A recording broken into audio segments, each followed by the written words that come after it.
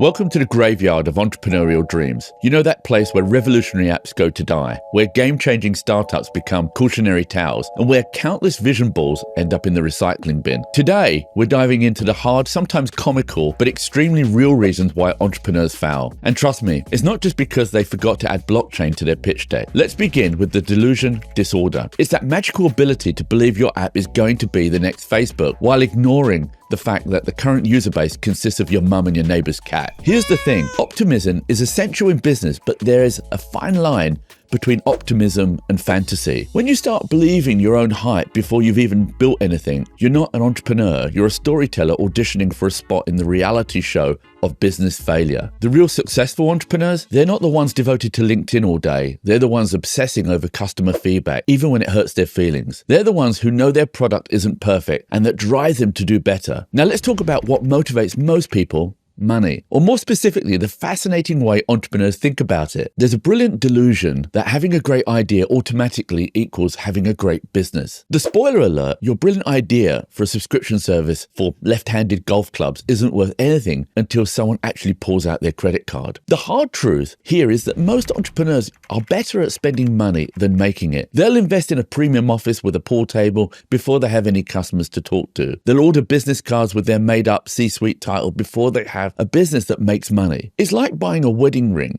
before you've even started dating. For successful entrepreneurs, on the other hand, treat money like it's their last drop of water in the desert. They don't just track every penny, they make every penny prove its worth to the business. They understand that a fancy office won't save you when your business model is as solid as a chocolate teapot. Next up, we have execution. Ideas are sexy, execution is not. There's an old saying that John Doerr, the famous venture capitalist, said, and that is, you can worship at the temple of ideas, but it's execution, execution, execution. Everyone wants to be the ideas person, the visionary, the thought leader. It's much harder being the mechanic who works non-stop keeping the machine running. A little app bug here, a tiny customer complaint there. These are the little things that a bad entrepreneur thinks are just magically solved. The hard truth is that success in business is 1% inspiration and 99% dealing with mundane problems. While you're dreaming about changing the world, successful entrepreneurs are fixated on shipping costs, customer service protocols, and whether their website loads 0.3 seconds faster than last week. It's not glamorous, it's not going to get you featured in Forbes, but this mind-numbing attention to detail is what separates the entrepreneurs who make it from those who keep trying and wondering why they don't get anywhere. Now let's discuss the fascinating way entrepreneurs handle feedback. There are two extremes: those who ignore all feedback because Steve Jobs didn't do focus groups, and those who change their entire business model because one person on Reddit didn't like their logo. The truth is that most entrepreneurs don't actually want feedback, they want validation. They'll ask for opinions, but react like they've been personally insulted when someone suggests their revolutionary app for scheduling dog walks in the metaverse might need some work. Successful entrepreneurs, they treat feedback like a free consulting service. They know how to filter the signal from the noise, how to tell when a customer is pointing out a real problem versus when they are just having a bad day. They're not looking for compliments, they're looking for problems to solve. This is something I've been aware of since I founded my first few ventures, and the sooner you can master it, you'll be miles ahead of the competition. Connected to customer feedback is marketing. The reality here is that most entrepreneurs think marketing is about creating a clever social media posts and viral TikTok dances to connect with customers. Meanwhile, their target audience is still trying to figure out what problem their product actually solves. It's like throwing a party and spending all your time on the playlist while forgetting to send out invitations. Successful entrepreneurs understand that the best marketing in the world can't save a product that doesn't solve a real problem. They focus on creating value first, then telling people about it, not the other way round. I talk more about this in my video on startup valuations, including the importance of the minimum viable product, or MVP, to get off the ground. Here's a particularly hard truth. Many businesses fail because they can't get started, because they can't handle success when it comes. It's like training for a marathon by doing one lap around the living room. When actual success hits, they're about as prepared as a penguin in the Sahara. So, scaling isn't just about hiring more people or getting a bigger office. It's about building systems that can handle growth without imploding. It's about creating processes that work whether you have 10 customers or 10,000. Most entrepreneurs are so focused on achieving success that they never plan for what happens when they actually achieve it. As the saying goes, failing to prepare or plan is preparing to fail. You know what's fascinating about all these situations? They didn't just come out of thin air. They came from real failures. Other entrepreneurs have have walked this path and learned these lessons so you don't have to. But here's the plot twist, and I mean the good kind, not that we're pivoting to blockchain kind. You will make one or more of these same mistakes, but failure isn't fatal. It's not even failure if you're paying attention. It's more like an expensive education without student loans. Think about it. Every failed startup creates a more experienced entrepreneur, someone who knows what to do next time, someone who's been burned by the build it and they will come